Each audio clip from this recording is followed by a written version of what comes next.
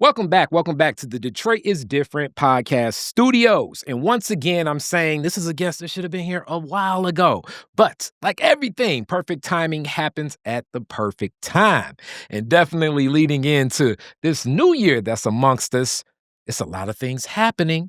And those things that happen deal a lot with how we have a relationship with technology. But more so than the relationship with technology, it's really about how we choose to use different things. So I'm going to take y'all back in time a little bit. And when I say a little bit, to me, 10, 12 years, it may be a longer time for you. But for me now, it's a little bit. And that little bit, if you all kind of remember, really we're looking at like the late first decade of the 2000s. It was so much conversation about coding, so many conversations about like applications and how to get into this and how to design. And this is what's going to be next. And a lot of those conversations, like most conversations in this nation, usually it is featured and more centered around white men. Right. So when you get a Black woman to step into a position that I meet with through this organization that expanded and did something called Tech Economy in the city of Detroit. And that's where I first meet Marlin Williams. And Marlin Williams is like, okay, not only do I know how to code, I'm teaching a lot of other women to code. Young women, a lot of young Black women. So it'd be like, classes from old to young, and delivering how that would happen is the introduction, and also more introductions and more so how people get connected to getting opportunities in technology when it's barriers of entry that exist in that world. So I've already mentioned the name, but now y'all get to make the introduction. Marlin Williams, how you doing today? I am absolutely amazing, and you took me way back. Mm-hmm. Techonomy, wow. Yep, that was the first introduction, and I was like, wow. And actually then I had my little podcast set up there too. I mean, it was definitely starting off and knocking around, but you were one of the voices that definitely spoke to not just understanding what was happening in tech and coding, but offering opportunities, because so many people were talking about then, and this is back in time, that we need this and we need that. But it wasn't a lot of people saying like, okay, this is the solution, and you had the solution. Yeah. So Thank definitely. you. I'm so glad to be here. I can't wait to start talking about all the things. Yes. So we're going to start how we start these usual Detroit is Different, and then we're going to venture in other places, especially talking technology. But your family, generation, how many generations deep is your family to Detroit? Oh my gosh. Whew. 1, 2, 3, 4. I'm going to say not many, probably Okay. like 3 or 4. My parents are both from Alabama. So All right. that's where the legacy is. And then, of course, opportunities and things like that, they moved to Detroit from there. All right. So Alabama is definitely one of those strongholds in all these interviews that I have. Alabama and Georgia. It's like those are the places and spaces. Whereabouts in Alabama was your family rooted? So my dad is from Selma, Alabama. Okay. And, just civil rights movement all day. And I will say that he was very involved, still have property. When we go now, I can see the bridge, the Pettis Bridge from his home. And where he lives, they actually, that was the walk from Montgomery to Selma past his home. And so just steeped in a lot of history there. My mom is from a small place called Atmore, Alabama. Oldest of 11 children. Her mom passed when she was 16. Wow. She took care of all those children. And it was so funny because my daughter, years ago, she said, hey, there was a play at church, and she it was Black History Month. And her speech was about her mother being Harriet Tubman. And my grandmother, and because she talked about how my grandma, her grandmother, my mom, moved to Detroit, left some of the children at home, but she came here to make a better place for them. And one by one, she moved everyone to Detroit. Wow. And my mom and dad actually met here. Wow. In Detroit. And see, this is some of the other things that often happen too. Like if you're from that same place, you kind of run in circles of people around that same place often. Exactly. Yes. So, as know all the time, it's like, between the fruit and the way you cook something, it all is a little bit different. And it's like, what you mean? It's like, okay, because the way that a person in Georgia gonna make the green beans and potatoes gonna be a little bit different than what's in Alabama. It just starts making sense So when you true. connect. You know what I'm So saying? true. Yeah. Yeah. And, But I'm so happy they met. yep. because And here we are. definitely one of the staples that I think like most younger people don't like. But maybe when you get a certain age, but that Alaga syrup between both places is like, I don't want none of that near my pancakes. That Alaga syrup was the best with some white bread. You toast that white bread and that syrup was everything. That was everything. That's funny. So in that, from Atmore to here, what community, what neighborhood were your parents in when they made their way to Detroit? Oh my God. I remember a street called Commonwealth. And I want to say Commonwealth was near the old Murray Wright High School because we went to church over there. Yes. So I remember that as being, and I can't remember, I can't believe I can even remember that. But that we had a 2-family flat. And like I said, my mother, most of her brothers and sisters moved here. So we all either lived together. Okay. Or we lived on the same block. But Commonwealth was the place to go. Then we moved on up to the west side. Okay. We were fancy. We were 6 Mile near Outer Drive on a street called Oakfield. Okay.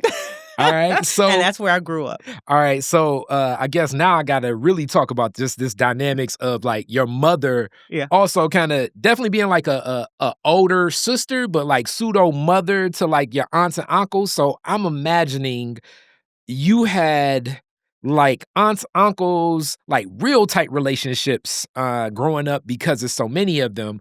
What was it like, as I love always asking this question, what impact do you think it was like to have all these relationships just as a young person growing up with the aunts, the uncles, and everybody in family? You know, it was very impactful because my mom was busy. You know, she worked full time. It was my brother and I, but she was a mom to her sisters and brothers as well. So I did have an outlet if I needed because some of her sisters were younger. And so I was able to talk to them about, different things about life.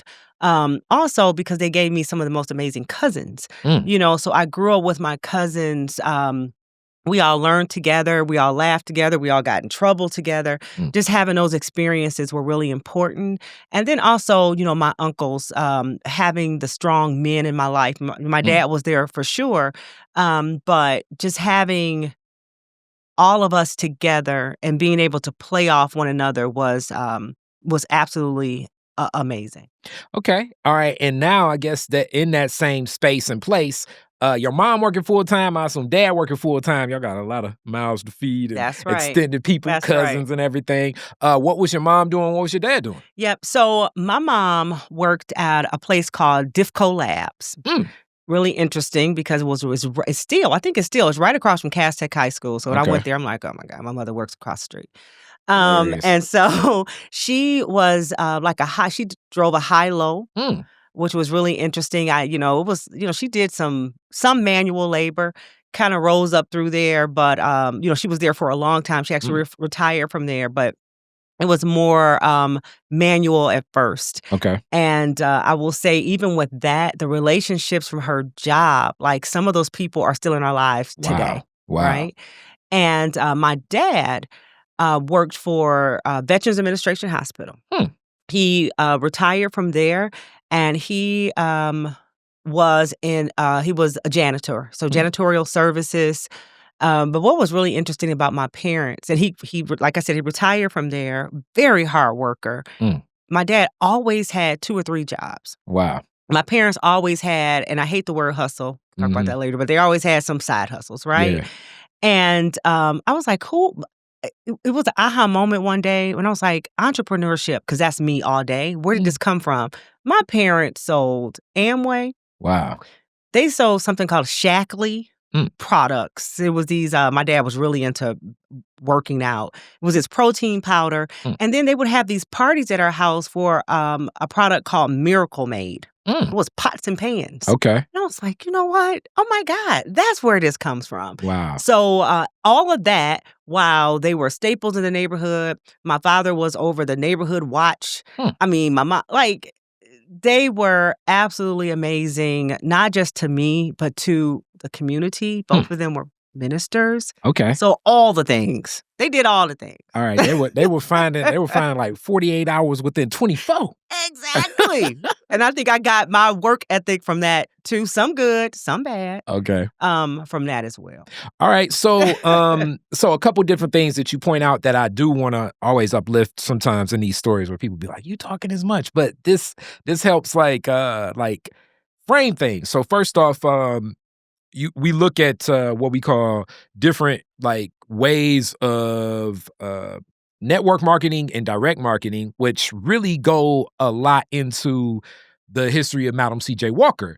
And I don't think that she gets the credit that's deserved there, but many other businesses have taken that on, whether it be Mary Kay and definitely Amway. And Amway's roots definitely to people in Michigan, it plays out as far as like what those parties, doing the parties, having the products, and selling things. It was something that many people took on to. And then when you talk about exercise, it's always, I mean, depending upon where you was at in like the mid 80s, early 90s, people jokingly say the Dick Gregory, Dick Gregory even had different health products. And I mean, even to now, the supplement markets that do exist from people that are direct selling through direct marketing, it is, it would surprise you how many businesses still function, because as you learn anything in business, that the best way to market is word of mouth and based it on the relationships that you already have.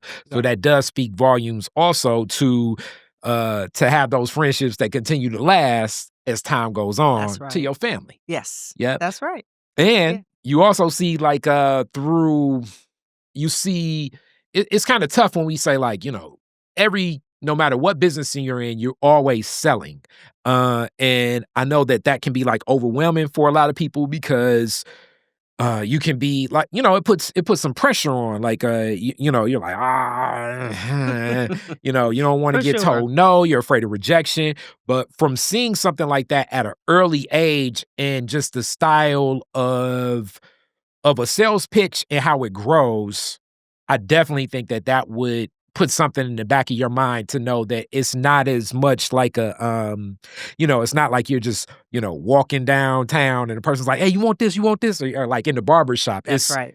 It's a way you build a relationship up to have an understanding for who the person you're selling something to is, and making sure you got the right product, and then you make the sale. So it's more of an offer than I think like a sale. Yes. I agree 100%.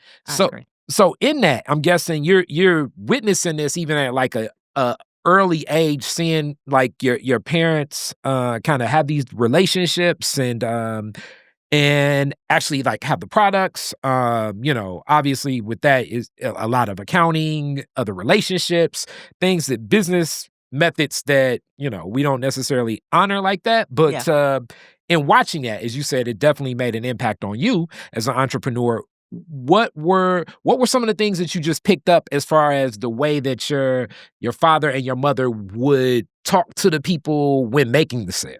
What was interesting is, like I said, when I was living it, I didn't know.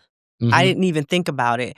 Honestly, it wasn't until probably like my late 20s, early 30s, I was like, oh my God. Because people would ask me like, you have this entrepreneurial spirit. You don't have any fear. And I'm like, yeah, no, I can do all the things. And I really didn't think back. And then one day as I'm doing my work, because I do a lot of work on myself, I'm like, what is it about me that makes me feel like I can do this entrepreneurial thing? And that was my aha moment then. So looking back, I can say relationships, like you said, was so... My parents were pillars of the neighborhood. And so whatever they had, people would just come. Like whatever it was. It could be anything. It could be she's about to preach at church. He's about to preach at church. We're going to have this. So I will say that taught me about the value of relationships. My mom always used to have this saying that it's nice to be nice. It's nice to be nice. And that has always rubbed off on me in my relationships. I didn't know it then, but it is relationship building. I teach my daughter, even to this day, do not call people when you need them, only when you need them. You need to be nurturing those relationships. So I'm like, so with your family, I taught her this growing up. Do not, because I cannot stand it. Do not call me. I haven't talked to you in months just to say, hey, girl, how you doing? But you call me to ask me for something. I might give it to you, but I'm going to feel a certain type of way.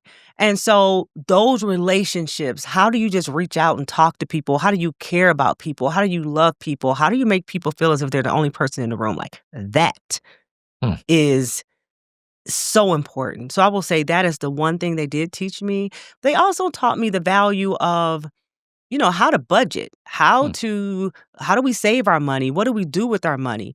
And I didn't do it so well all the time, but with my parents, I always say that we had, but it just never seemed like it was enough. And I will say, if we had $1 million, would it be enough? Because it was the ebb and flow of having and then not having. I didn't know if it was like identifying with the struggle, like we need a story for the struggle. And so it taught me that as well. It's like, what do you do with what you have? How do you show gratitude for what you have? How do you, budget the money that you have so then you're honoring it so that you'll get more. So those are just some. I mean, there's so many different things that I learned from them just watching. The other thing is I will say is just tenacity. My dad, we used to say he had crazy faith. And it was so interesting. People like, he has crazy faith. He just thinks anything. And back then, I think people, they just didn't, which was interesting because most of the people were church people. And I'm like, no, if, I'm in church and it's telling me that God has everything. Why can't I have everything? I'm not understanding. But he fought against that. He knew about the law of attraction before it was a thing.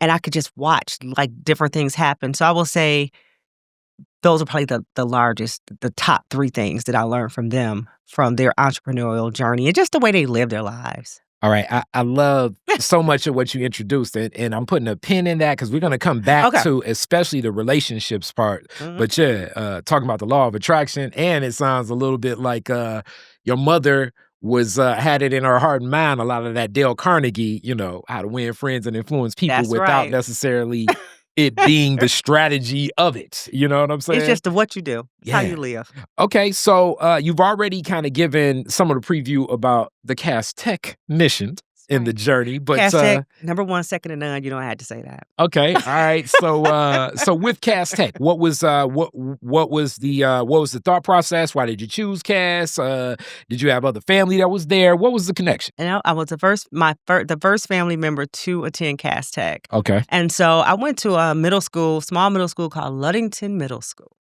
And Ludington was just a school. I remember we had to sleep outside 3 days. They had like little tents. It was a lottery system for parents who wanted to get their children in there. Wow. And I think because of that, we all came in there tight-knit because we were running around a little parking lot for 3 days and had parents that were invested enough to sleep outside for 3 days. And it was just one of those things where it was just a school of excellence. Okay. But when it did come time to go to high school, because I lived so close to Benedictine, I'm like, I want to go there. All my friends are going there. I can walk there. So Cass Tech was not my choice at all. I am so happy that I have the parents that I did because, they didn't care what I was talking about. They're Hilarious. like, this is where you're going. It wasn't we couldn't afford it, whatever. It's like, we can see what you can't see. You're going to have to get on the bus, maybe take 2 buses, but this is where you need to be. I will tell you, best decision ever made in my life. Wow. It changed the trajectory of my life.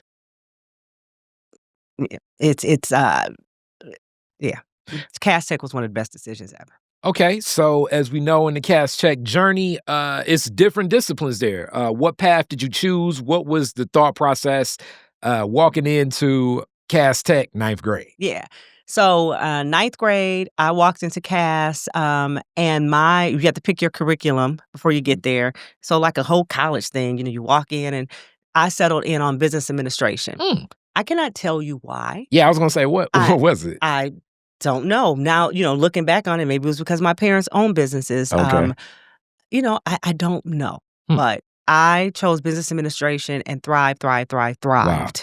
In business administration. I mean, from the classes I took to the teachers I met, the co-ops that I had, which were amazing.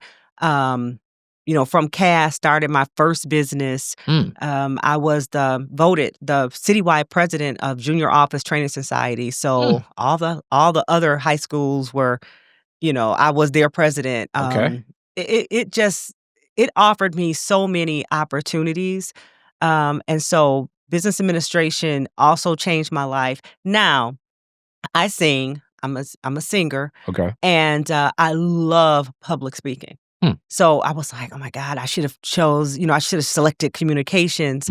But the cool part was at Cash, I got to do all the things and I got to do both of them. So my 9th grade year was magical all the way to my 12th grade year. And I still have some of the greatest friends. Our class still gets together. We just celebrated last year. Well, this year, Cass Tech turns 55. We all turn 55. We get together probably once a month.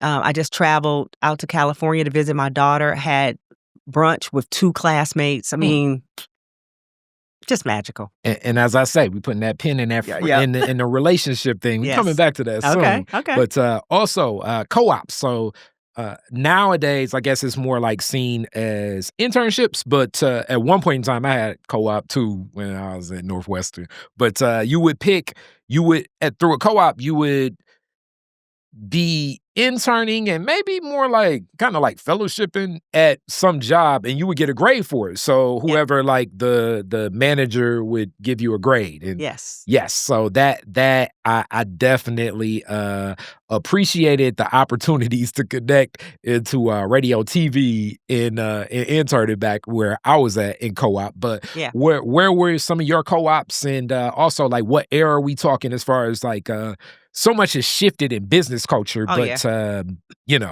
can definitely say even up to like 2001, like even through there, it was like certain standards of a lot of stuff that happens in workplace now, especially if you Gen Z, you would be surprised. You'd be like, damn, is this different? Is this the military or something? So different, right?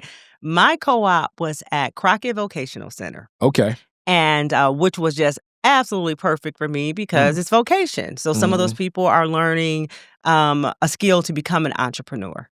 And I was there, this wonderful principal. Her name is Dr. Rowena Ayala, and I want to say her name. Okay.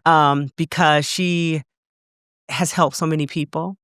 And during that time there, I didn't move around in co-ops. Okay. I stayed there. Wow. Because of the relationships, because of the people I met. It was so funny. I worked there, but they had a class where you can learn how to become a manicurist. And I would work there during the day after school. And then at night, I would take that night class. I didn't pass because that was not my ministry, manicuring. But it was so interesting because there were just all these different skills you can learn there. And she came into my life and influenced me in ways that I don't even think she knows. Okay. But she did. Once again, relationships. Okay. And definitely in that, as you all definitely like the vocational schools, if you were there, it was also like a way of connecting with people outside of like your school. So it's like you got friends, you could pop up almost anywhere, and it's like these people from east or west or wherever, because you kind of running in that crew of like, oh yeah, we in Votech. Yes. So from there, these influences go. Where are you looking at after Cass Tech graduation? What are you thinking? What is really like in your heart and mind at that time of like, this is what I think I want to do? I didn't know what I want. I didn't know the vocation. I wasn't sure. Okay. Because I really love communications. I love speaking. You give me a microphone. I really excelled at extemporaneous speech. You give me a topic and give me 2 minutes to think about it, and I get on that stage and I can talk about it. Like I knew that was something I really wanted to do. But what I did know for sure is that I was going to college. And that was another thing I loved about Cass. It was like, there was no conversation about, are you going or not? It was like, where are you going? Okay. Right? That was the conversation. And so I left Cass Tech and went on down to a HBCU called Florida A&M University. Okay. Oh, my good.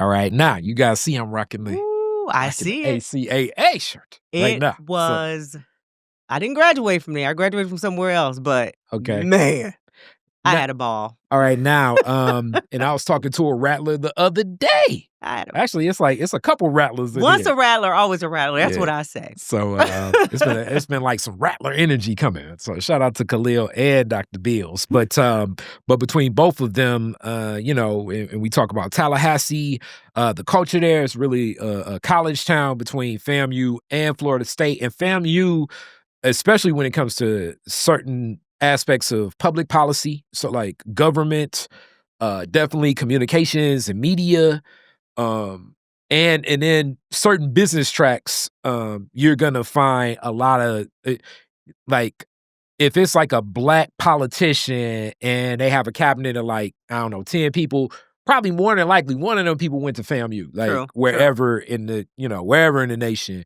True. If you can go to any like television broadcast place that has more than like 30 people, or no, let me be more specific, media, because sometimes weird. If they have 10 black people hired, the probability of one of them going to FAMU is extremely high. So it's like a different culture down there, almost like my brother Chris Shorter. Shout out to him, and he's actually the county manager in one of those Prince counties in Virginia and everything. But a lot of that leadership kind of stands, and the relationships back to like grow from there. That's right. What hits you when you get on campus there at FAM? What connects with you? What connects with me, first of all, was freedom. Don't forget, two ministers. I was like, "Ooh, I got you. I'm here by myself. What's about to happen?" I love that. I also love that, there were quite a few people from my high school that were there, so that made it really comfortable. I love that my roommate didn't know her, still friends to this day. I was in her wedding. Wow. It was almost like it was just a family. Like, I did not get on that campus and meet a stranger. People nowadays they say haters. None of that. Like, none of that. It was a camaraderie. I really love that I was able to find my people, like, right away. And when I say my people, it's like almost everybody were my people. Okay. It was just a good segue. It wasn't hard at all. It was the ease of feeling like I had family there. Okay. I'll say that. Okay. And definitely we know the weather. You don't deal with this type of cold down there. So my goodness. definitely the weather. But also got a lot of family in Florida. I feel like a lot of Florida just feels like a swamp. Because because the other side, when it starts getting Florida hot, man, God, you get used to it. Possibly. I don't know. Possibly. Yeah, but no, for me, it could be 1,000 degrees a day and I'm good. Okay. All right. So you was ready for it. I'm ready. All right. So from there you say you didn't finish in that journey, but what are you thinking like now as time's moving from there as far as like where do you want to kind of like jump in and you're thinking career and work? What's the thought process? Well, when I was there, I wanted to be a mortician. FAMU does not have a mortuary science school. Wow. And I knew that. But I wasn't staying here. I was like, I'm going away. And then someone had talked me into, well, you can go the pharmacy route, which would have taken forever. So honestly, I left because I was like, I need to get serious about my education. Okay. I will say Cass Tech, it provided me with such a good springboard. My grades were excellent. Okay. Absolutely excellent.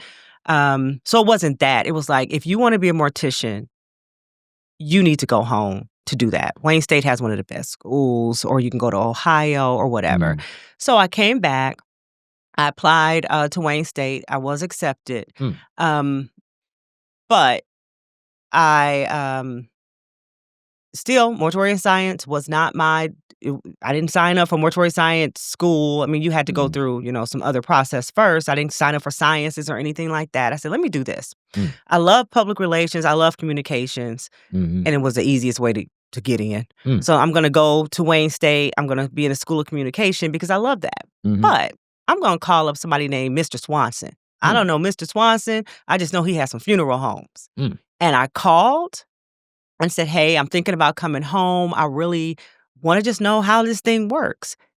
He was so gracious that he offered me I don't even I guess it was an internship Wow. or whatever, but I got paid. But I got to I actually went there every day to learn, and I started on the Northwest his Northwest campus, which is on 6 Mile. Yeah.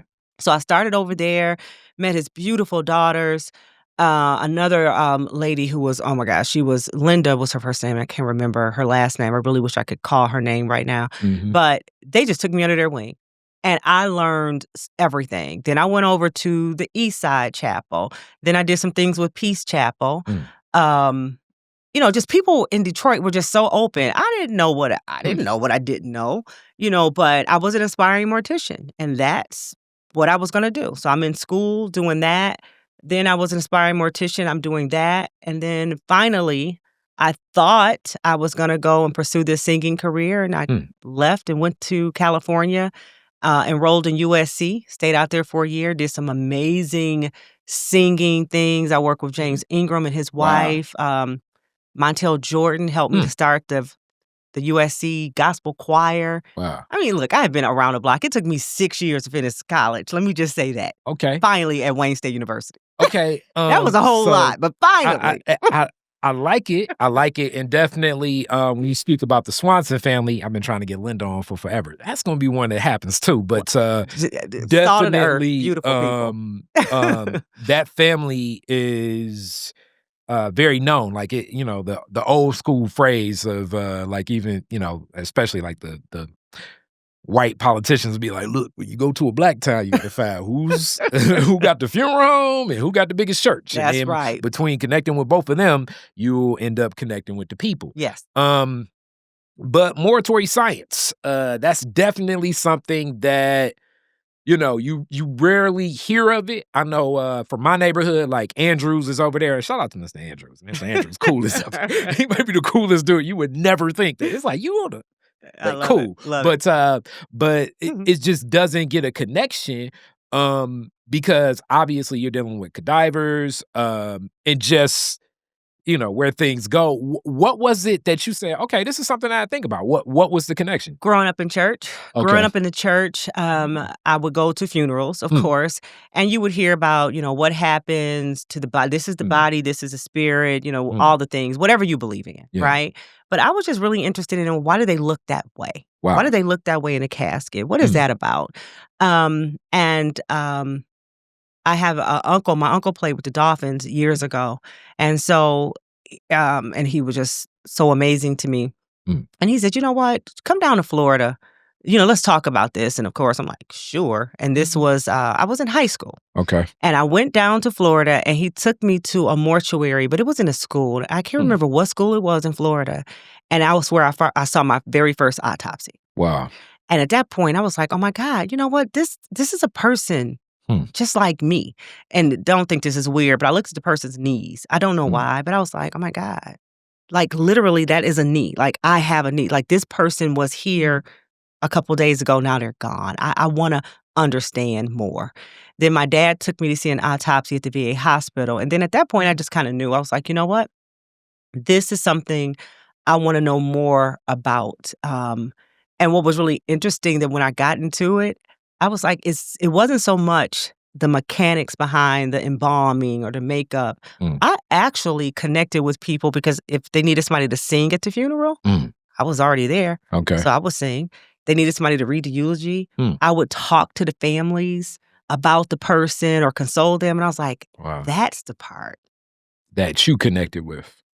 And I definitely I gotta tip my hat to that, even like, the comfortability there. And it's like, but it's still like one of those things. Like we got one of the guys like in our crew, he does I don't even know what you call this work, but after like a violent like murder scene, he's one of the people that clean up that. And it's like, man, I get $750 per, and it's like, hey man, you can have that because this is just, I don't even know how I go about something like that. You know what I'm saying? Like, whoa, you know what I'm saying? It's I remember we dissected a cat in high school once, and that was funny. Weird. You know what I'm saying? That's so funny.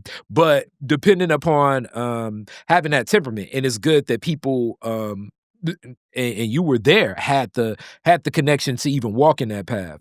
Yeah. And Yeah. and I can also see that like a lot of your talents also coming together, but still really around a lot of those skills of interacting with a lot of people, making connections with those people, and also like tying your talent in during that time. Yes. So singing and all of this stuff, and you're traveling, and as we said, you make strong connections. Now you got like friends Everywhere.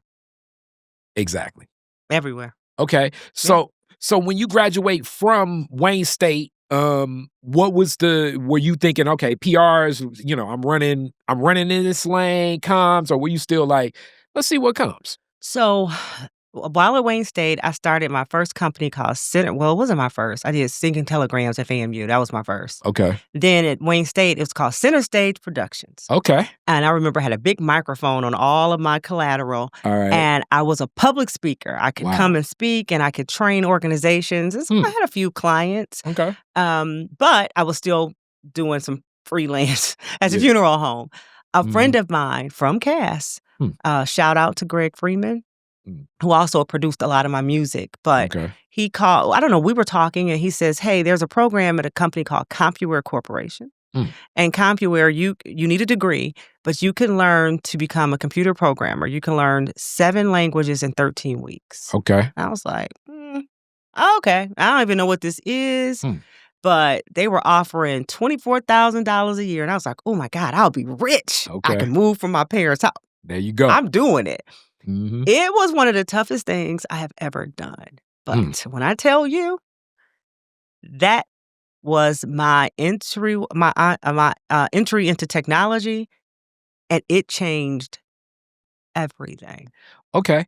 All right. Now, let me frame this for people too. Yeah. Of Compuware, and what the stance is my dad. My dad, Greg Fraser, CPA. My dad's really into a lot of like really designing softwares for organizations, like the stopgap between like the accounting system and what you need specifically for you. But in it, I grow up as a kid seeing a lot of this stuff, and definitely, I would say we're looking at like 1980s. You get a figure in the world of programming and computers and technology that's just a lot different than like the image of you all seeing like the Bill Gates. You all see Mark Zuckerberg and even before he was governor, Governor Snyder when he was there with Gateway. But then you get this Carmanos character, and it is like a whole different like feel. So like Carmanos almost moves like a football coach or something, and it's like he into technology, but definitely, and a lot into technology right now. I think a lot of the legacy may look towards so much that has been done in cancer research, but builds an institution of different type of leadership and different style and approach, because we're just used to seeing a lot of like the tech companies at the time. In Detroit even had when my dad was there for a second, like Unisys. It's a lot of other things kind of happening around Detroit, but he has a different personality that I think reverberates through the whole culture of an organization. Hence, they always say that like whoever leads a group, it's gonna have impacts on everybody in the group. 100%. So he was definitely always open to younger talent, people getting in the game, and definitely was not playing the like, we're not gonna have black folks here or not even black women there. He was like, yo, let's go to the people that need the opportunity and work the hardest. That's so I want to give that framing first. Yeah. And now I want to pick up with you're in there and you see it. When does it really connect that, oh, this is really what I love doing? It did not connect during the time I was you were there? That I was learning it. Okay. Those 13 weeks was tough. Okay. It was I learned 7 languages, so COBOL, JCL, IMS, DB2, CICS, like hardcore programming, not what you have today. Not saying that it's softer, but okay, I guess I'm kind of saying it's softer. But it was just hardcore. I emerged as a mainframe programmer. So for people who don't understand mainframes, was creating the software for banking. So if you go to an ATM machine, there is someone who coded the language behind when you put your card in, and they can recognize that it's you. If your PIN number is wrong, someone had to code incorrect code. If you try to get $200 out and you only have two, somebody could say insufficient funds. Like, that was what we were doing. And then I also did it for automotive, so very, very early stage in-car technology. Absolutely loved it. When I was going through it, it was tough. And there was a man, his name was Omari Bayi.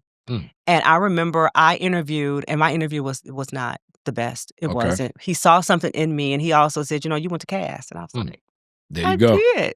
CT, connections. I did. And he just saw something in me. And I'm so happy that he gave me that opportunity. Fast-tracked my way through Compuware. I remember I saw Pete.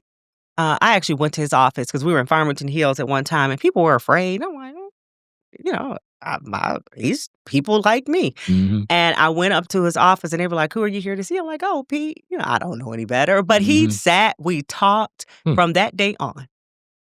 10 years I was at that company. From that day on, I went from a mainframe programmer to being their very first global diversity, equity, and inclusion officer. Wow. That helped him move to their downtown Detroit property. Wow. 10 years. Wow. That is one heck of a story. And I also, my dad I got to get this because my dad always talks about this sometimes. And also, this is one of the weird things about technology more so than I think any other discipline. Like, people kind of get a couple trigger words, and then they say this, they say that. Some of it kind of is true. Some of it's kind of not true. But like, when we talk about designing things, as you talk about it, like, a lot of the systems that exist in banking or our government have been like coded on top of things. So like, even knowing, because my dad learned a lot of stuff in COBOL. And then when I was just even learning this, it's like, so it's a very older language, but that language is actually still so in use because some of these systems to change around certain things, it becomes tough. Like, you guys remember, or you may be old enough to remember, like, when you used to send an email to a person that like worked at the city of Detroit, and it used to be like CIDETMI.US. Yeah. You'd be like, what the hell is going on with this? Or any government systems, because like all of this stuff in the languages and how they connect. And there are definitely a lot of languages that are much easier to use, or when the home health care, when people first had access to the benefits, you can't just say like, well, I do my website like this, because the security and the backing of a lot of stuff. And then we're getting into like a lot of other things. And it's so weird. People talk about cybersecurity, and it's like, it gets confusing. But like, there are a lot of protocols that need to be in place and move things forward that deal with, like, if you really know the design of like what's the guts to move up to like what we see. Yes. So with that, first, I guess, okay, two big things. The Compuware building moving downtown. So let's just start there. Right now, most people, we were just there for the Kwanzaa Canard lighting.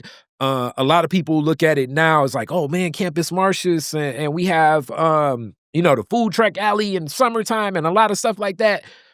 Okay, the Compuware building, like, really begins a lot of like that becoming a lot more, I guess, what I say, like the heartbeat of where people kind of congregate in our downtown, more so than like the Renaissance Center and the river at that point in time. So when you go back to that and you look at that moment and what that created, along with certain businesses, shout out to Hot Sam's. We love Tony and them. That's right. That's Tony right. and Cliff and, That's right. Lauren.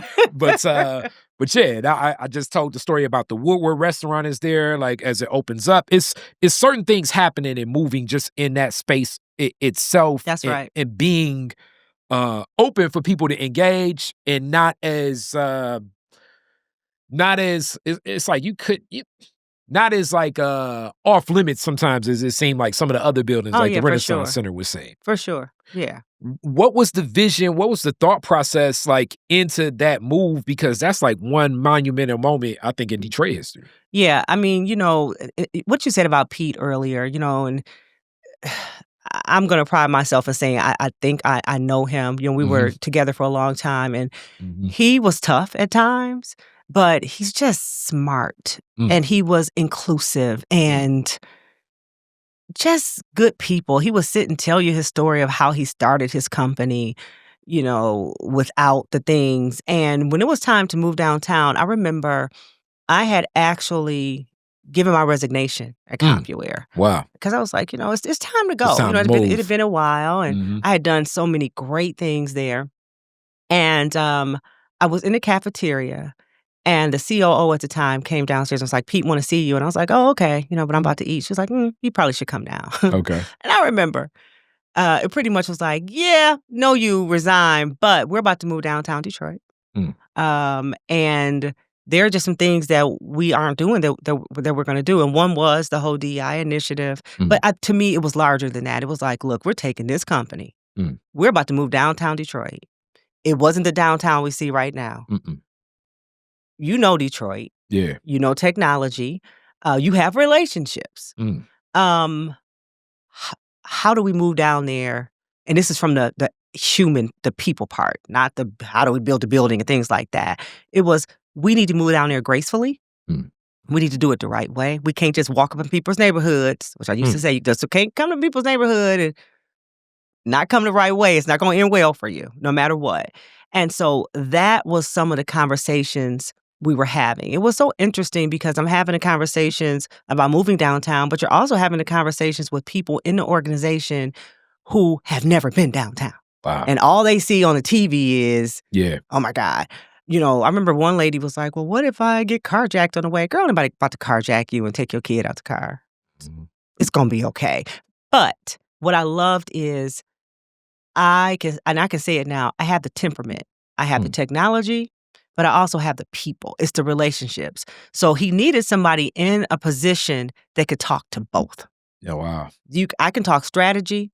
We're going to talk bottom line over here, but I also know about inclusivity, how to include everybody. How do we get people comfortable? How do we have the conversations with, like, you know what, you aren't comfortable, so maybe you shouldn't come. Maybe you're not the right one to come, or, you should. Talking about, how do we make it good for our team members? Because Pete was really, really good to us. So those were the conversations around, we should have a daycare there. Wonderful daycare. Not just for us, the people in the community, but it made it easier for people who work for the company to come downtown. I remember the young lady who owned the store downstairs. We knew Bonnie. Bonnie had a small store in Compuware.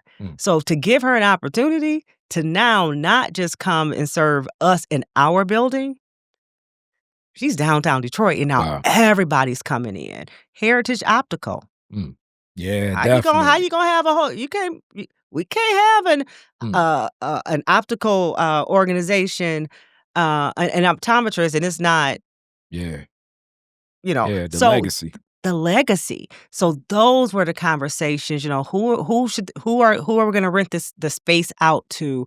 Those were the robust conversations, and what I love is the inclusivity in the room.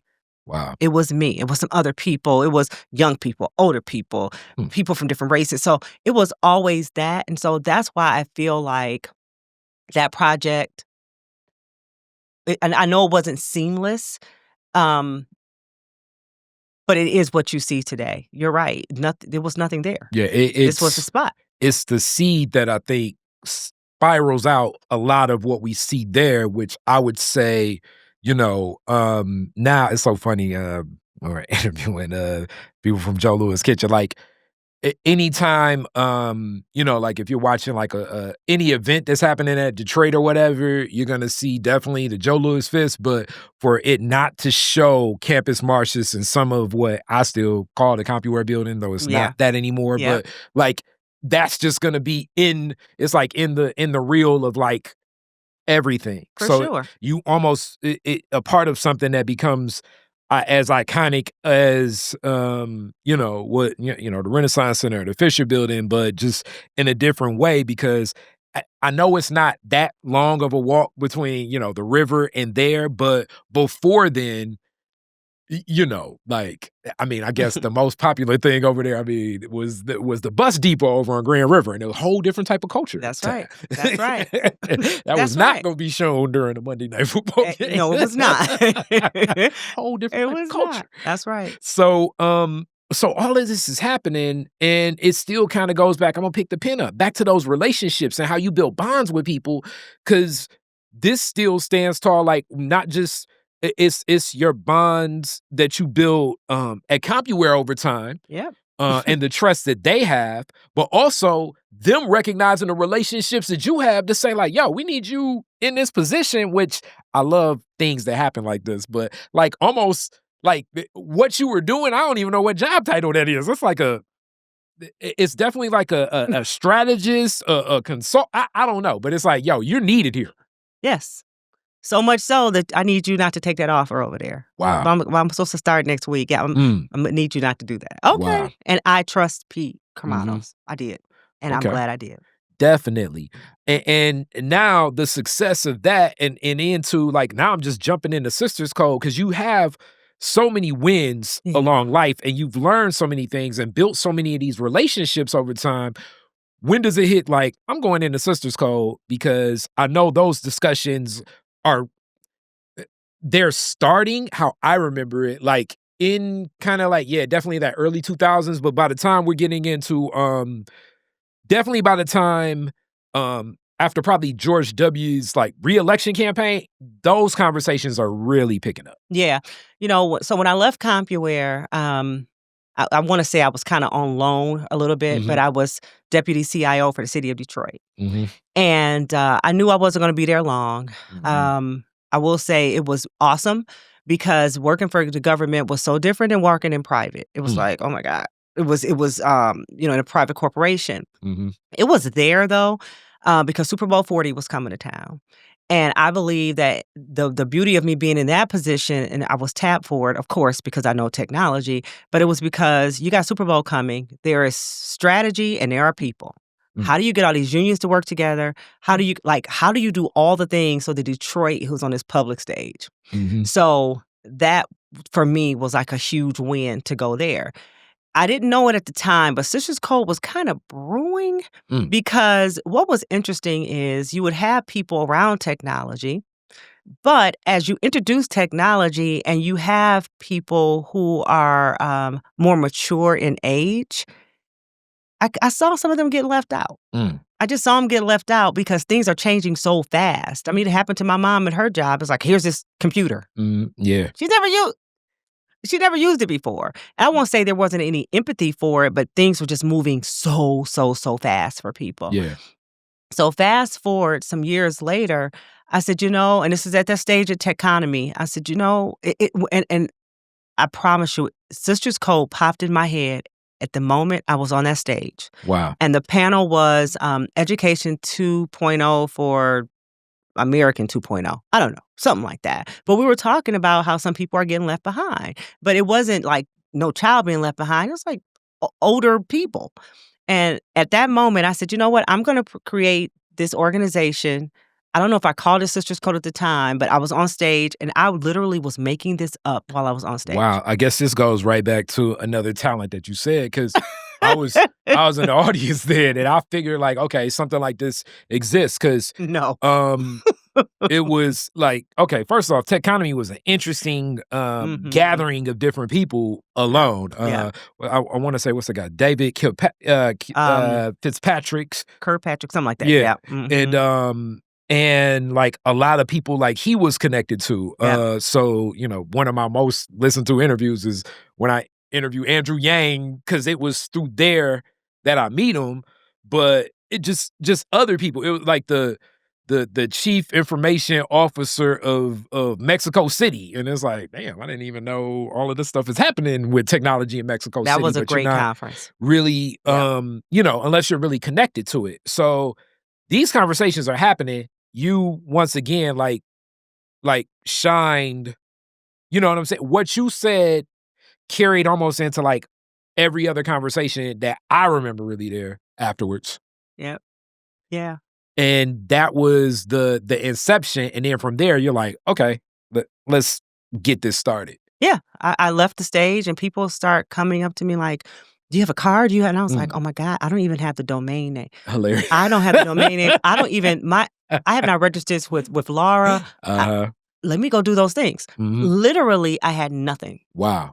And I took people's information, and I Mm. was very transparent to people like, "Look, I'm just starting." Mm. And from there, it snowballed. People who Wow. wanted to help. My very first, I wanna say client, but the first people who reached out was Microsoft Corporation. Mm. They helped me build a curriculum. Mm. They gave me their resources around trainers. Wow. I used their facilities, and then for 4 or 5 years, I was their global DigiGirl speaker. They flew me Damn. all around the world to talk to young girls about becoming programmers.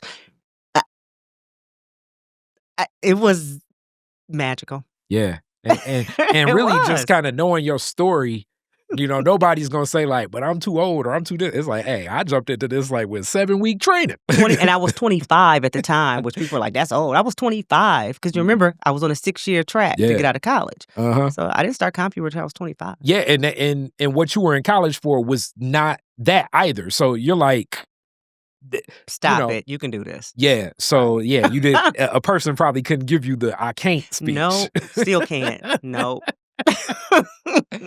Alright, so the success of that and so many other things even changed from then. I know you mentioned now I'm, like, speeding up to now, Yep, but, you have a book right now. I How do people connect to do. it? Yeah. You all see, like, just the ideas that you get from Marlin. Yes. So I have a couple things. Mhm. I have a book that I just released. It's an ebook, and it's Okay. called "My Peace is Non-Negotiable." Hmm.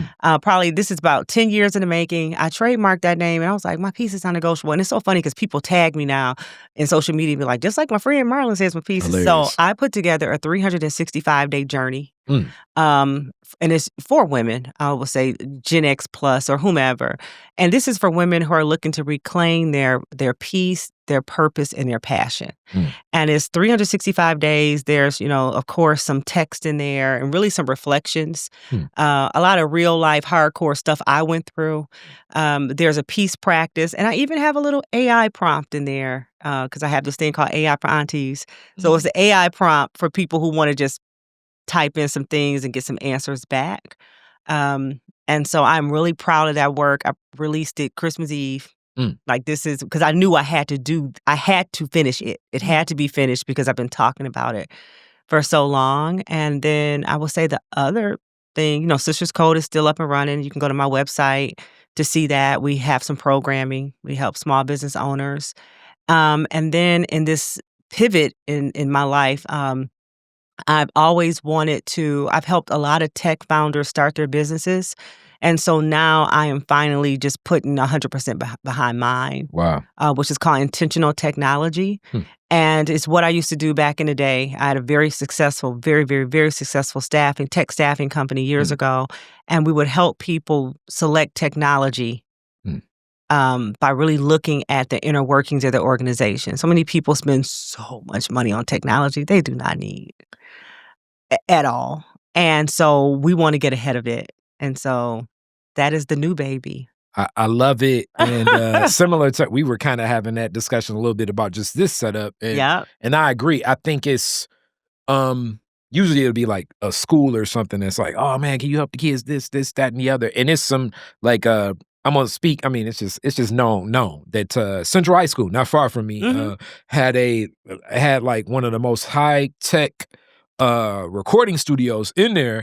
At one time, like, it was the transitioning from, rest in peace, Principal Womack at the time, but it becomes like I think it's 2 things that often, get people confused when it comes to this, and I think it even applies in other technologies. It's like you want the newest, shiniest, best stuff that, like, whoever you consider the premier person is using, and I always look at it opposite. I look at it like you need the most functional, um, piece that's gonna have utility. Because if I give you a That's setup right. where now you need to learn lights, you need to learn color correction, you need to learn programming and audio editing. Basically, what I've done is you have the best stuff, but I've created like 45 steps to get you to where you wanna go. Right. Instead of just like, all right, I need to get you just to starting. and then building from there. That's right. That's right. There are some organizations I will go into. I'm like, look, all you need is a Google Sheet. Let's do that first. Mm-hmm. But you've bought this system for $20,000, $30,000. And don't even know how to log in. And you don't need it. It's just like somebody who goes out and get a whole brick and mortar store. Yeah. And because I know a lot of entrepreneurs just need to see their name up in light. But but now you have a rent payment and you didn't even need it. It's the same thing with technology. You need to say, even before you buy I had a customer recently, they bought this a printer that I thought could fly. It was amazing, right? But when you look at their contract, when you look at how much they were paying, I'm like, you have 3 people. And you all don't even work in the office every day of the week. Yeah. You're looking at cost savings, but this is what my company will do. Before you decide you're going to buy one piece of anything, let's look at your processes. Let's look at your bottom line. Let's look at all the things. Technology to me is the easiest thing. It is, do I know my business? Do I, where the dollar's going? What do I really need? So, and I do that very well. And so now I'm just going back to my roots, and that's my swan song. I love it.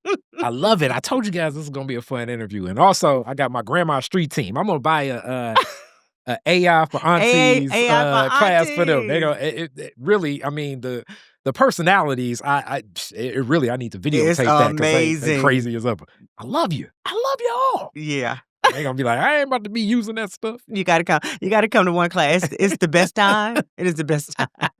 Definitely. As I'm sure it's gonna be more discussions, definitely about the data centers. Yeah. Impacts it has on our environment with water and cooling. Yes. I do think that, as I've said, and shout out to Tawana Honeycomb, like I say, I think that it's here, but it's back to back to the utility of it, how we want to use it, when we want to use it, what's most effective for these uses. Because especially like some of the younger kids, they like, it's like, I go to ChatGPT, like, what should I wear today? And it's like, once again, it's about being intentional. Even that, being intentional about your technology. What do we use it for? Some of the people my age or older, it's like, you don't have to use 20 other things. Pick you one. Pick one. And I'm going to be intentional about what I use it for. Right. So definitely. So how do they get the book? Where should they go? So you can go to marlinwilliams.com, which is easy. The book is hosted on Gumroad. But if you go to my website, you will be able to click the link there really easily. Social media, which I'm sure you'll have for everyone. It's easy there. Like, that's the one product I'm selling now, so it's easy. There you go. The book is it. There you go. And other than that, y'all can go to the website and find out more. All yes, right. please. Now, classic Detroit is different questions I'm going to hit you with. Whew, okay, I'm ready. First one. Very first car, year, make, and model, year you got it. Oh, my goodness. I received a car when I was in high school. I want to say it was like a Century something or a Cutlass, and I had to start it with a screwdriver. Oh, man. The screwdriver was under the seat. Oh, man. How long did it last? It took me throughout high school. See, there you go. 10th to 12th grade year. Sure did. Yeah. I started with a little screwdriver. Better than the bus? Yes. Better than the bus. It's like, hey, no more. Boy, nothing's better. Yeah. Than oh my God, that's funny. Yes. I remember when I got my grandma ride, and I remember I was like, the bus ride before I knew I was gonna be driving, I was looking at everybody on the bus like, this is over, my friends. Yeah. Sorry. Well, boy, yeah, because it's like, I love it. Yep. So, all right, next question. You're the DJ at the end of the fireworks. Woodward and Jefferson, you get to play 2 songs. What songs you playing? Oh, my gosh. I am going to play something by Biggie, for sure. Okay.